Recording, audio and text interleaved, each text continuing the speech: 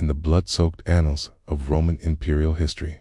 Few stories capture the raw collision between cruelty, obsession, and the fragility of human life quite like that of Sporus.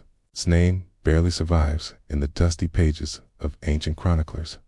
Yet his fate became chained to one of the most infamous rulers in all of Rome, Nero. This is not the story of a general's campaign or a senator's political gambit. It is the haunting unraveling of a single human life, stripped bare by the whims of absolute power. The year was 65 AD. Rome stood as the beating heart of an empire that stretched from the misty hills of Britain to the sun-baked deserts beyond the Euphrates. At its center stood Nero Claudius Caesar Augustus Germanicus, a man barely in his late 20s, yet already feared and loathed in equal measure. Heir to the Julio-Claudian dynasty, descendant of Augustus himself, Nero had ascended to power with the promise of youthful energy and renewal. But what the empire received instead was a ruler whose excesses mocked the very foundations of Roman virtue. Just 1 year earlier, in 64 AD, Rome had burned. For 9 days, flames devoured entire districts, leaving tens of thousands homeless. The city still smelled of smoke, charred timbers, and ash that clung stubbornly to marble. Rumors whispered through alleyways and across tavern tables that Nero himself had ordered the blaze, that he had sung in theatrical costume as the city burned, that he had seen in its destruction a stage upon which to build something grander, his domus aurea, the golden house, a palace so vast and gleaming that even senators muttered it was less a home and more a proclamation of divinity. It was in this Rome, wounded and suspicious, that a strange darkness began to seep into the emperor's private world. Nero was notorious for his theatrical ambitions, appearing on stage, strumming the lyre, declaiming poetry while Rome's political elite squirmed in embarrassment. But behind these eccentricities lay something deeper, hollow core gnawed at by grief and obsession. That grief had a name, Poppaea Sabina, Nero's second wife, and by all accounts, the great love of his turbulent life. Her death in 65 AD shattered him. Some said he killed her himself in a rage, striking her while she was pregnant with his child. Others whispered that complications in childbirth had taken her life. Whatever the truth, her loss plunged Nero into a black spiral of mourning. His grief was not quiet, nor dignified, nor Roman in its stoicism. It was obsessive, fevered, a wound that demanded to be stitched not with acceptance, but with illusion. And it was in this vulnerable, dangerous moment that fate delivered Sporus into the imperial gaze. Sporus was not a senator's son or a man of ambition. He was a freedman born a slave, granted technical freedom, yet still tethered to the vast machinery of Rome's imperial household. In that gilded labyrinth of courtiers, attendants, and servants, beauty could be as dangerous as treachery. Sporus possessed it in abundance. Ancient sources describe his features as almost ethereal, delicate enough to blur the lines between boy and maiden. His presence was graceful, his youth radiant. And in Rome, where beauty often became a currency more powerful than coin, this radiance would prove fatal. Nero noticed him. Some claim it was a mere accidental passing glance at a banquet or a procession. Others suggest darker design, that courtiers, eager to soothe the emperor's grief, drew his attention toward the boy whose face seemed to echo Poppaea's. Whatever the mechanism, what mattered was perception. In Sporus, Nero believed he saw a ghost, the delicate visage of his lost wife reborn, a living mirror of what death had stolen. For a moment, one might imagine this resemblance could have brought Sporus protection, perhaps even favor. But Nero's mind did not seek comfort, it sought replacement. The emperor's grief did not soften him. It twisted into obsession, into a plan both audacious and horrific. even by the decadent standards of imperial Rome. Here was the line between life and theater dissolving entirely. Rome had long blurred spectacle with politics. Its emperors staged gladiatorial games, not merely to entertain, but to perform power. They reenacted myths in the arena, had condemned criminals, play roles in which their deaths served as both entertainment and punishment. But now, Nero would collapse the distance between stage and life within the most private chambers of his own heart. In Sporus, he saw not a person, but a canvas upon which to paint his delusion. This was the seed of a transformation that would rob a young man of identity, dignity, and future. For soon, Nero's grief would demand something more than memory. It would demand flesh. Altered, reshaped, forced into the grotesque theater of an emperor who believed even death itself could be denied. And with that thought, Sporus' nightmare truly began. The decision, when it came, was swift and merciless. Nero did not simply want Sporus to remain by his side as a reminder of Poppaea. He demanded a resurrection. And if the gods had denied him that miracle, then the emperor of Rome would seize it by force. He ordered that Sporus be castrated. It was not an idle threat, nor a mere rumor meant to shock the court. Nero gave his command, and the imperial physicians obeyed. Somewhere within the polished corridors of the Domus Aurea, hidden chambers designed to project opulence rather than horror, Sporus' body was forcibly remade. We do not know the details, whether it was done with surgical precision by trained doctors or in crude haste, but the result was irreversible. A boy's body altered forever, identity erased at the blade's edge, all to satisfy the obsession of one man who called himself emperor. This was more than mutilation. It was a declaration. In Nero's eyes, Sporus was no longer allowed to exist as himself. He would become an echo, a shadow of the dead empress. His body would be reshaped to serve grief, his voice silenced to serve memory, his very soul bent into a grotesque parody of devotion. The Romans were no strangers to eunuchs. In the eastern provinces of the empire, they were sometimes found in royal courts, where kings and queens trusted them as guardians of harems or keepers of delicate secrets. But to the Roman mind, steeped in ideals of virility, martial prowess, and patriarchal dominance, castration was abhorrent. A man's identity was tied to his masculinity, his ability to father children, to fight, to carry the weight of civic duty. Nero's command shattered those values in one stroke, turning Sporus into something that Romans could barely categorize. And yet, no senator raised a protest. No philosopher risked their life to condemn the emperor. Because in Rome, the emperor's will was law, and law was stronger than morality. But Nero's plan did not end with mutilation. He announced his intention to marry Sporus. The court reeled. Marriage to the Roman elite was not merely a private affair. It was a cornerstone of civic life, a union that bound families, cemented alliances, and ensured the continuity of bloodlines. It was regulated by law and sanctified by custom. For a man to marry another man was inconceivable. For an emperor to marry a castrated boy was beyond scandal. It was a mockery of Rome itself. And yet, Nero forced his will upon the city. He renamed Sporus Sabina after the empress whose place he was to take. He dressed him in silks and the finest garments once worn by Poppaea herself. Around his neck and wrists, Sporus bore the jewels of the dead empress, tokens of love stolen from a corpse and fastened upon a living stand-in. Each necklace and bracelet was less an ornament than a chain, binding him to the illusion Nero insisted the world share. The transformation was complete. Sporus was no longer merely Sporus. He had become an actor in the emperor's twisted theater, and the stage was being prepared for a spectacle Rome would never forget. When whispers of this impending union reached the ears of senators and courtiers, many recoiled.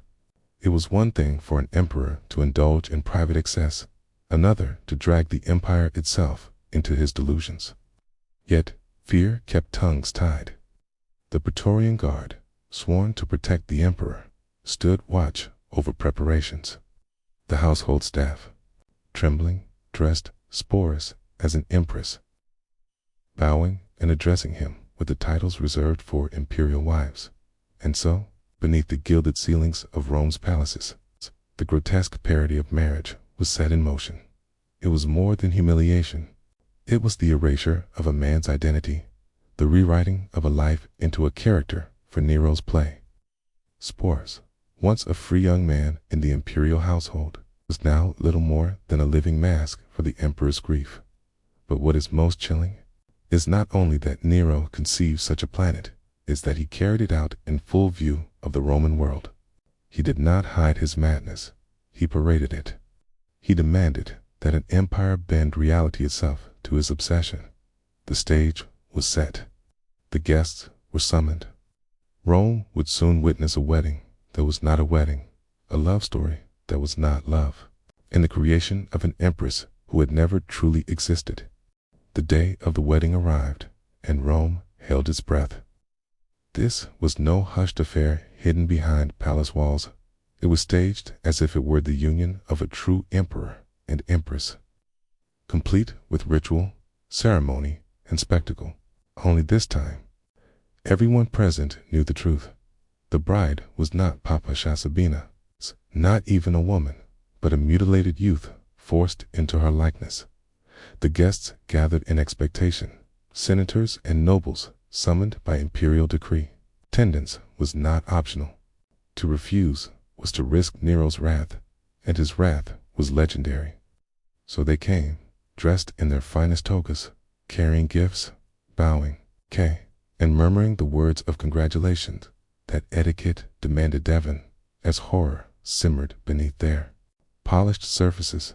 And there, at the heart of it all, was Sporus, clad in bridal garments of dazzling splendor, veils draped across his delicate face, adorned in the jewels once worn by the dead empress. He was the centerpiece of Nero's theater. Some accounts speak of him as unrecognizable, so thoroughly transformed by costume, powder, and ornamentation that even those who had known him could barely reconcile the figure. Before them was the boy he once was. The rituals of Roman marriage were followed, though their meaning had been hollowed into mockery. In a traditional ceremony, the bride would be led to the groom's home, torches lighting the way, songs filling the night air. Here, the symbols were preserved but twisted.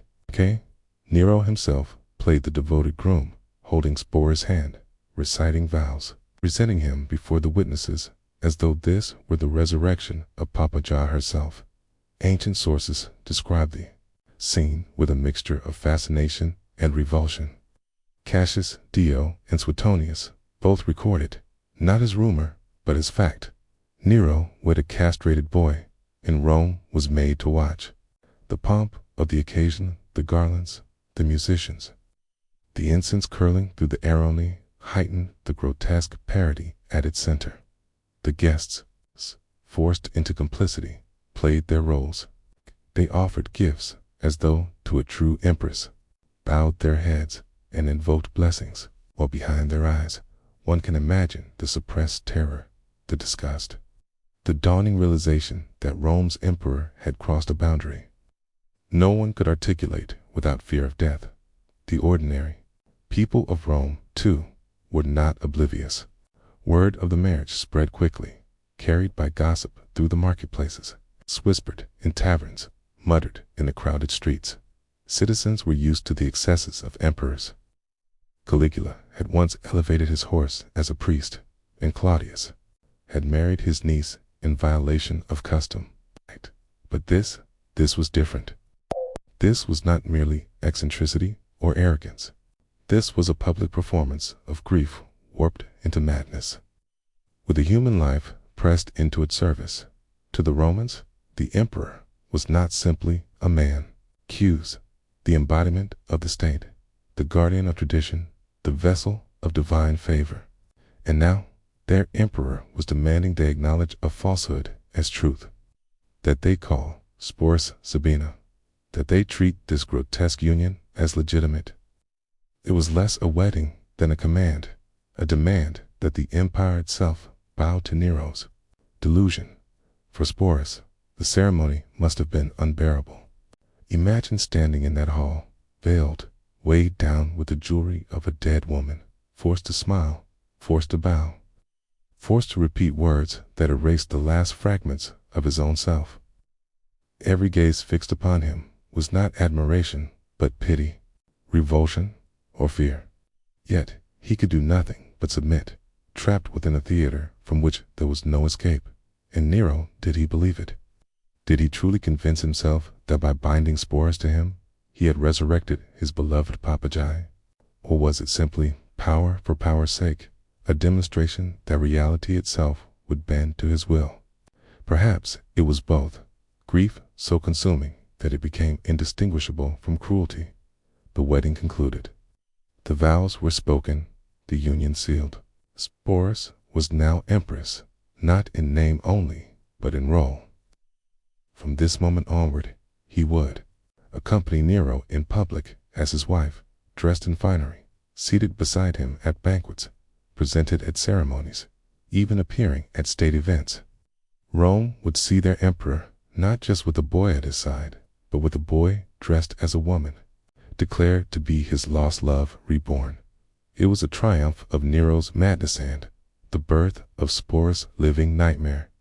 In the weeks and months that followed the grotesque wedding, Sporus' life was no longer his own. Whatever fragments of identity had survived his castration and the marriage ceremony were now dissolved in the daily theater of imperial Rome. He was no longer Sporus, the emperor, and therefore to all of Rome. He was Sabina the empress returned from the grave. Every detail of his existence was now curated to maintain this illusion. From dawn to dusk, he was adorned in the robes of a noblewoman, his face painted, his body cloaked in silks. He was taught to walk with the poise of an empress, to speak in tones expected of Papagi herself, and to sit in silence at imperial banquets, his presence more ornament than person. Rome's most powerful households had always trained their women to perform elegance as though it were duty. But for Sporus, the performance was a prison without reprieve. The psychological toll of this masquerade must have been devastating. He was not simply being forced to live as a woman. He was being forced to live as a woman who was dead. A woman whose death may have come at the very hands of the man now demanding her resurrection. Imagine the weight of being addressed by her name, being touched as though you were her, hearing words of love that were not meant for you, but for a ghost. It was not only his body that had been mutilated, it was his very sense of self. And yet, in public, the charade continued without pause. Nero paraded Sporus through the streets, displaying him as though he were a jewel mounted in the emperor's crown. At festivals, he sat beside Nero in gilded carriages, his face veiled in the manner of Roman brides. At the theater, he occupied the place of honor reserved for the empress. While citizens watched in silence, their murmurs muted by fear of imperial retribution. The ordinary people of Rome were accustomed to excess, but this was different. To see their emperor with a boy presented as his dead wife unsettled even the jaded sensibilities of a society numbed by gladiatorial blood and political corruption. Behind the cheers demanded by the Praetorian Guard, there were whispers of disgust, whispers of pity, whispers that the empire itself was unraveling under the weight of one man's madness. For the aristocracy, the humiliation was sharper still. Senators who prided themselves on upholding the mos maiorum, the traditions of the ancestors, were now compelled to bow before parity of marriage, to address Sporus as Lady Sabina, and to pretend that the empire's dignity remained intact. To defy Nero was unthinkable. To comply was unbearable. And so they did what Roman elites had always done under tyranny. They nodded, okay? They smiled, and they whispered in private of the emperor's descent into madness. But in the palace itself, Sporus' torment deepened. His days were governed not by his own will, but by the moods of the emperor. Nero, unstable and unpredictable, demanded constant perfection. He expected Sporus to embody Papaja in every gesture, every glance, every word. A misstep, a tone too sharp, a movement too clumsy could ignite the emperor's rage. And rage from Nero was not a thing of words alone. It could mean violence, humiliation, or days of cold silence punctuated by sudden displays of lavish affection. This cycle of cruelty and reward formed the cage of Sporus' existence. One day he was showered with jewels, gifts, caresses. The next he was berated for failing to capture the essence of a woman he had never truly known. The emperor's grief had curdled into obsession, and that obsession demanded not merely a substitute, but a perfect resurrection. In the midst of this, the household staff were forced into complicity. Servants addressed Sporus with titles of honor, bowing as they would to an empress, their voices tight with fear. Courtiers watched in silence as the young man's identity was effaced day by day. Some must have felt pity, others revulsion. Yet all understood the danger of breaking the illusion. To call Sporus by his true name was to risk not only his life, but their own. The spectacle extended beyond Rome's borders as well. When Nero traveled to public events, Sporus was there, unveiled before foreign dignitaries as though he were the living empress. 2 Greek aristocrats, 2 provincial governors, 2 the emissaries of client kings. The message was clear. The emperor of Rome could bend even the laws of life and death to his will. It was a display of power as chilling as any legion marching in formation. And yet, beneath the silks and jewels, beneath the forced smiles and carefully measured words, Sporus remained what he had always been, a boy torn from himself, hollowed out to serve another man's delusion. The very fabric of his existence had been rewritten, and the cost of maintaining the charade was crushing. Every glance, every word, every breath had to conform to the role of a woman long dead in this golden prison. Sporus had ceased to be seen as human at all. To Nero, he was Papaja, reborn. To the court, he was a grotesque parody of an empress. To the people, he was a reminder of their emperor's corruption. And to himself, he must have been a fading shadow, a self-erased. The world saw him as an empress, but in truth, he was a prisoner whose chains were invisible, woven not of iron, but of identity itself. If Sporus' new life as Sabina was a gilded prison, then Nero himself was both jailer and tormentor. Their relationship cannot rightly be called a union. It was a theater of possession, a cycle of obsession, cruelty, and occasional tenderness that kept Sporus suspended between illusion and despair. Nero was not content with mere obedience. He demanded perfection.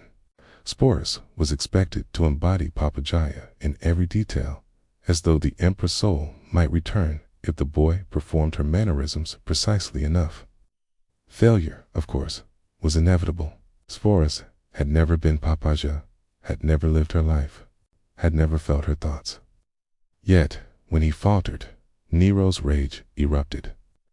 A misplaced gesture, a tone of voice not soft enough, hesitation in public, these could trigger punishments that reminded Sporus of the emperor's absolute power.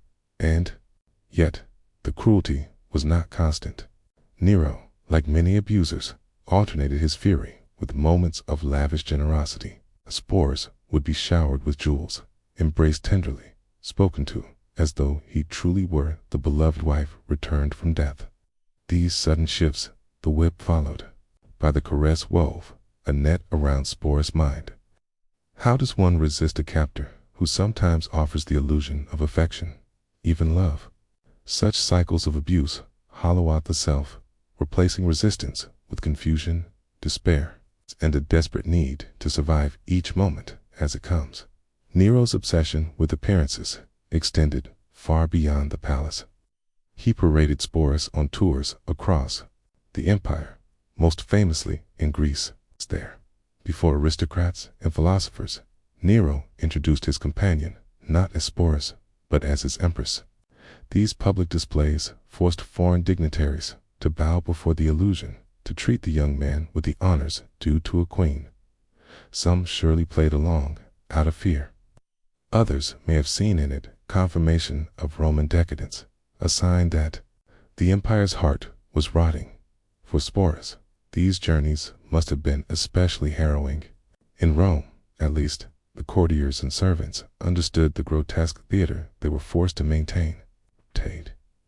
But abroad, among strangers who may not have known the full truth, pretended not to know, he was compelled to sustain the performance without pause.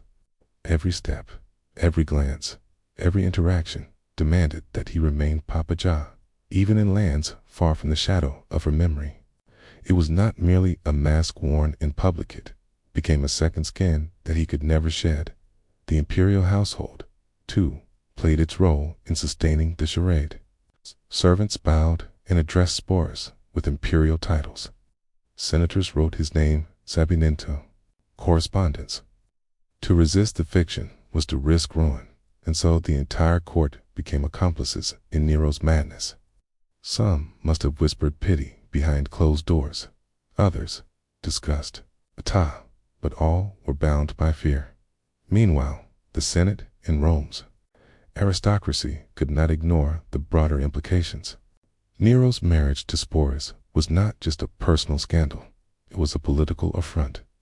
Marriage, in Roman culture, was the foundation of civic order, a symbol of continuity and stability. For the emperor to transform it into a grotesque parody was to mock the traditions that senators claimed to defend, and yet they said nothing publicly. Their silence was both survival and complicity to the Roman people. The sight of Sporus draped in imperial regalia was more than unsettling. It became a symbol of the empire's decay, proof that their emperor had abandoned the responsibilities of rule for delusion and self-indulgence. Nero was already notorious for his performances on stage, for his lyre recitals, for his obsession with being applauded as an artist rather than revered as a statesman. But this berating a castrated boy as an empress became a living metaphor for the corruption of his reign. And yet, behind the disgust and whispers, the machinery of empire continued. Taxes were collected, legions marched, grain shipments arrived from Egypt. Rome was too vast to collapse from scandal alone. But the seeds of discontent were being sown, watered by each excess, each humiliation, each reminder that the emperor's grip on reality was loosening. For Sporus, none of this mattered. He did not live as a citizen, nor as a senator, nor as a soldier. He lived as a captive, an object of grief, repurposed into obsession. His world was reduced to the moods of one man. When Nero smiled, Sporus lived. When Nero raged, Sporus trembled. And always, the role of Papa Ja hovered above him like a specter he could never dispel. The historian Tacitus once wrote that power revealed a man's true character. In Nero's treatment of Sporus, power revealed something darker still, the ability of an emperor not only to destroy lives, but to remake them into grotesque reflections of his own desires. And as the empire strained under the weight of his indulgences, the young man in silks and jewels became the most visible symbol of how far Rome had fallen. The illusion could not last forever. Rome itself was beginning to revolt against the emperor's delusions. At 68 CE, Nero's reign was unraveling. Revolts erupted across the provinces. Legions swore loyalty to rival claimants. And the Senate, once cowed into silence, at last found its voice. The man who had forced the world to call Sporus Sabina now stood abandoned, stripped of his titles, declared a public enemy. For Sporus, the fall of Nero must have been both terrifying and strangely liberating. On one hand, the man who had destroyed his body and stolen his identity was finally powerless. On the other, Sporus' own fate was now bound to the corpse of a dynasty. Without Nero, who was he? An empress with no emperor.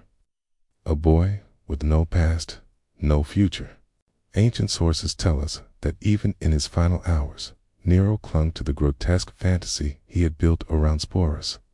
As the Senate's troops closed in, the emperor considered the humiliation he would suffer if captured alive. He feared mockery, feared being dragged through the streets as a performer in someone else's spectacle. And in this moment of desperation, he turned again to Sporus. According to Suetonius, Nero tried to force the youth to accompany him in death. Some accounts suggest he begged Sporus to take up the role of Papaya one last time, perhaps even to kill himself alongside the emperor, so wife might. Sporus refused. He had already been forced to die once, in a sense, when Nero erased his body and identity. To follow him into death was a second annihilation he would not endure. Instead, Nero took his own life, aided by a freedman, Matisse. Death. The Julio-Claudian dynasty collapsed, and Rome was hurled into chaos, the year of the 4 emperors. Civil war tore the empire apart, as generals and claimants vied for the purple, and Sporus, astonishingly, survived. He did not vanish into obscurity. He remained at the heart of imperial politics, swept up as a symbol of power, desire, and mockery. The very features that had made him a prisoner of Nero's obsession now made him a prize for others. In the struggle for succession, Otho, who briefly seized the throne, took Sporus into his household. Some sources suggest Otho himself had once been married to Papagaya before Nero stole her away, which made his possession of Sporus a bitter parody of revenge. In this twisted way, Sporus once again found himself transformed into Papagaya, a pawn in the rivalries of men. When Otho's reign collapsed in blood and Vitellius rose to power, Sporus' nightmare reached its final act. Vitellius, coarse and cruel, planned to use him not as an empress but as entertainment. Ancient writers claim that Vitellius intended to parade Sporus publicly in a spectacle of degradation, perhaps forcing him to play the role of a maiden violated in a ritualized performance for a youth who had already endured the destruction of his body and identity.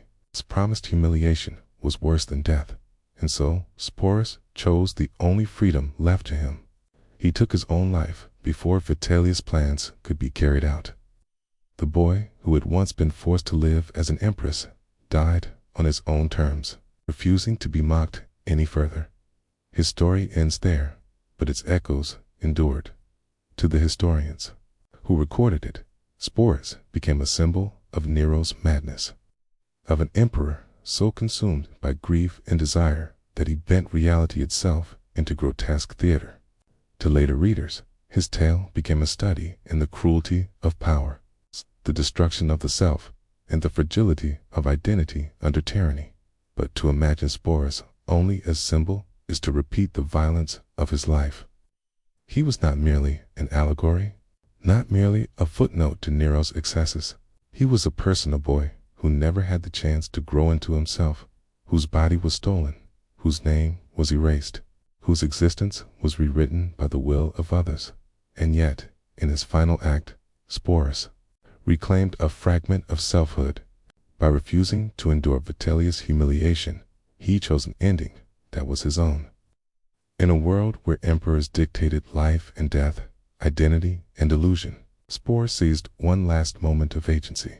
His story is tragic, but it is also profoundly human, a reminder that beneath the silks, the jewels, the titles, and the performances, there was always a boy forced to live as someone he was not, yet still able, at the very end, to decide who he would not become.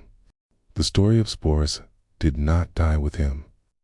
His shadow lingered long after his body was gone, etched into the memory of Rome by the pens of historians who struggled to capture both the grotesque absurdity and the deep tragedy of his life. Suetonius, Cassius Dio, and Tacitus, all men writing for different audiences, could not resist recounting the tale. To them, Sporus was proof of Nero's madness, a symbol of decadence, an object lesson in how absolute power warps not only politics but the human body itself. But even as they recorded his fate, their words betrayed something else: fascination. Sporus' story was too vivid to be ignored. The image of a boy paraded in bridal veils, forced to sit at the side of an emperor, introduced as a dead empress, struck at the heart of Rome's anxieties about gender, power, and the sanctity of tradition.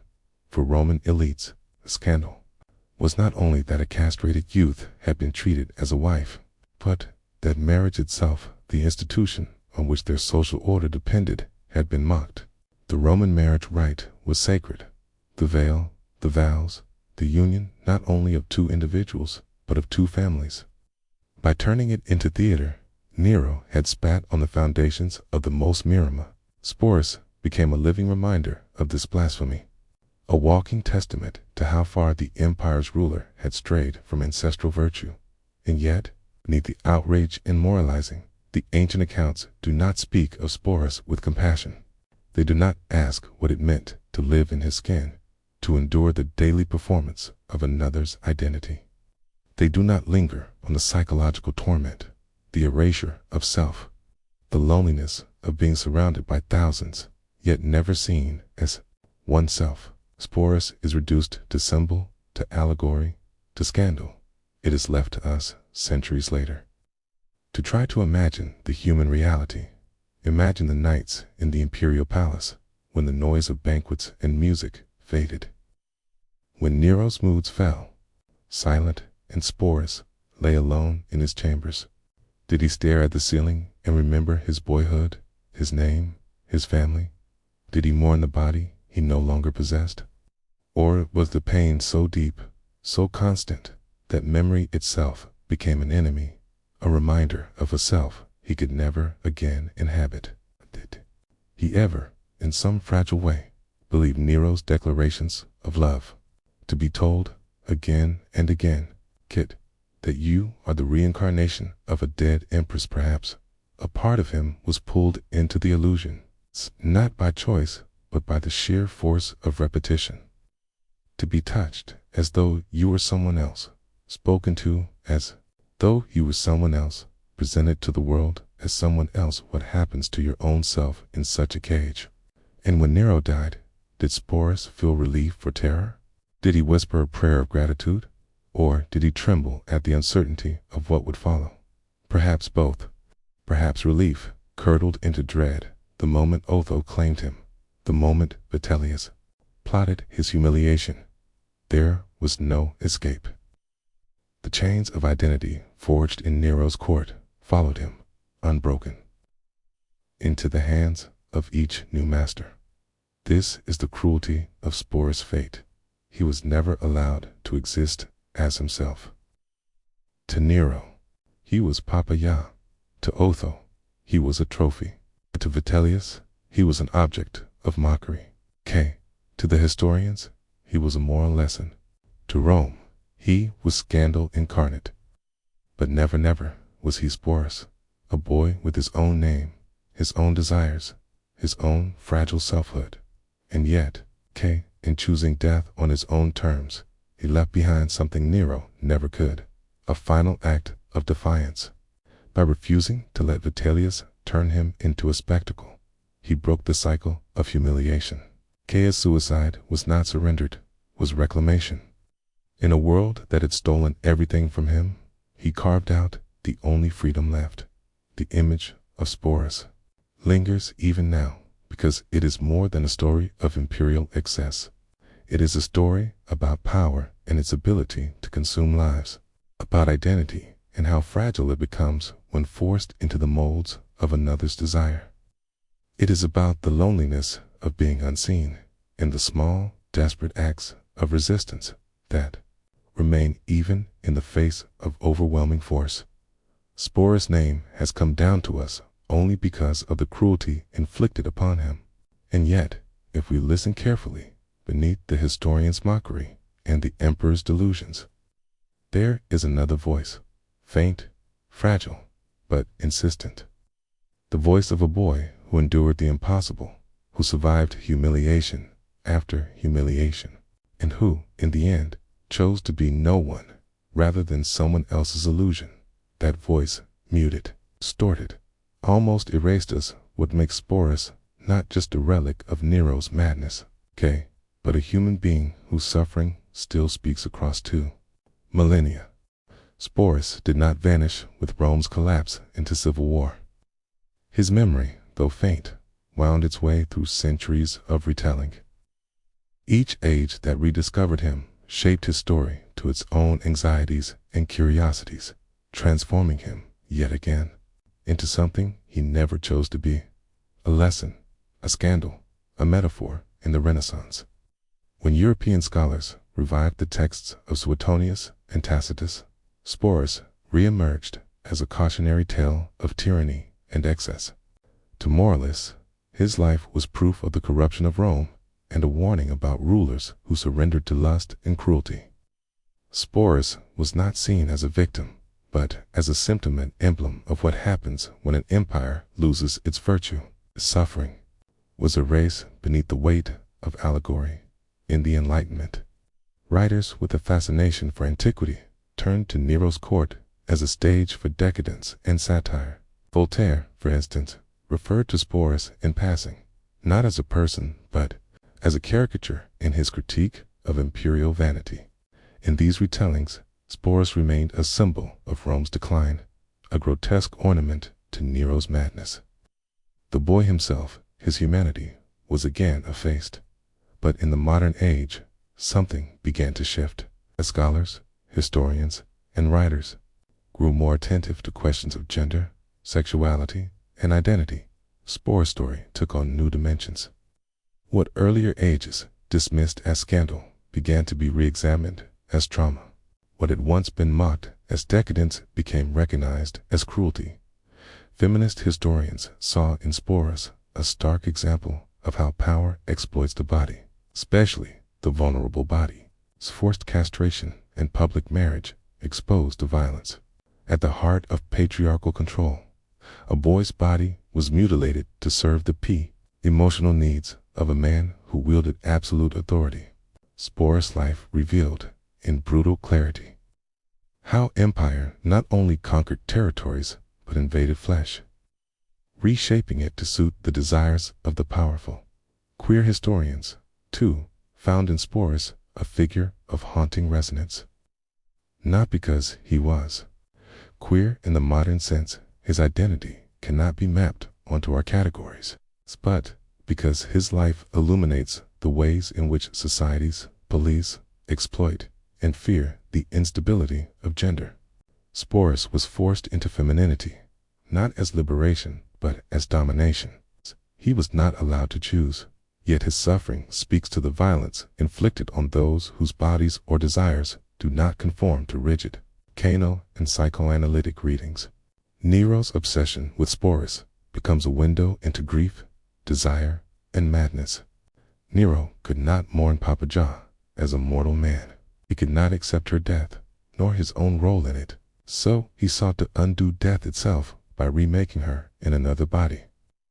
Sporus became a receptacle for Nero's guilt and longing, a human shrine to a love destroyed by the emperor's own hand. To psychoanalysts, this is not simply perversion, it is a collapse of mourning into possession, a refusal to let go that devoured another life in the process. In literature, Sporus has flickered at the margins of imagination.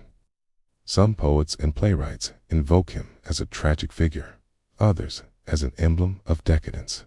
In Alexander Pope's epistle to Dr. Arbuthnot, the name Sporus is hurled as an insult against an enemy, evoking effeminacy and corruption. Here, once more, Sporus' story is stripped of individuality, turned into a weaponized metaphor. Yet, in recent decades, artists and writers have begun to reclaim him. Novels, plays, and poems reimagine Sporus not as Nero's puppet, but as a human being, fragile, wounded, resilient. In these works, he becomes more than the echo of an empress. He becomes a symbol of survival against the obliteration of self. His legacy today is paradoxical. On one hand, he remains trapped in the narratives others built for him, historians, poets, emperors, philosophers.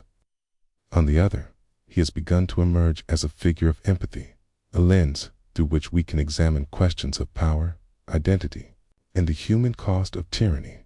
Perhaps this is the only justice left to him, that we listen not to the laughter of Suetonius, nor the moralizing of Tacitus, nor the mockery of poets, but to the silence between their words. That silence haunting, heaviest, where Sporus lives.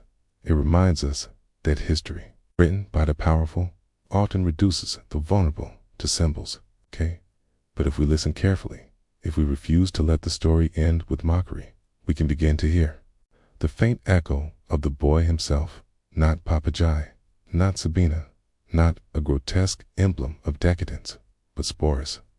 History has a cruel way of remembering. It preserves emperors in marble, generals in triumphs, philosophers in book sand, the vulnerable in fragments, theorists reduced to curiosities or moral warnings. Sporus is one of those fragments. Boy whose existence was nearly obliterated, yet whose suffering still flickers in the margins of ancient texts. What do we do with such a life? To leave him only as Nero's grotesque fantasy is to repeat the violence that consumed him. To mock him, as some poets did, is to pile new humiliation on the old. Even to make him only a symbol of gender or power risks flattening the sharp edges of his humanity. And yet, if we ignore him altogether, he disappears, again lost to silence, lost to the indifference of history. Perhaps the task, then, is not to explain Sporus, but to remember him, to hold his story not as allegory, but as testimony. It's testimony to what happens when power devours the weak. It's testimony to the fragility of identity when it is rewritten by force. Testimony to the quiet defiance of one final act of choice. In remembering Sporus, we confront questions that echo far beyond Rome. How do societies treat those whose bodies do not fit their norms? How does unchecked power consume the lives of the vulnerable? How do we listen to voices nearly erased by the cruelty of others?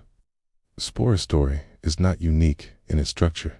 It's the story of the powerless under tyranny, of the nameless millions who vanish from the page while rulers stride across history. But the details of his suffering, the veil, the wedding, the forced name, the public humiliation make his voice louder than most. It cuts through time, not because he was exceptional, but because his pain was so meticulously staged by power that even the historians could not look away.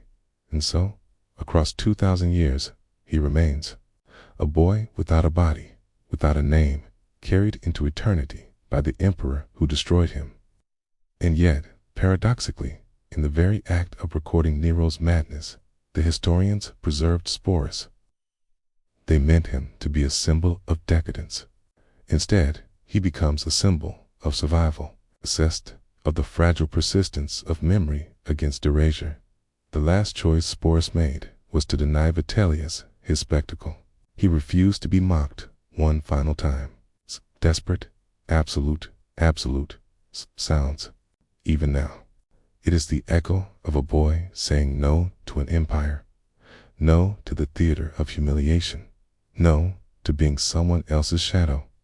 And in that no, we find the closest thing to Sporus himself.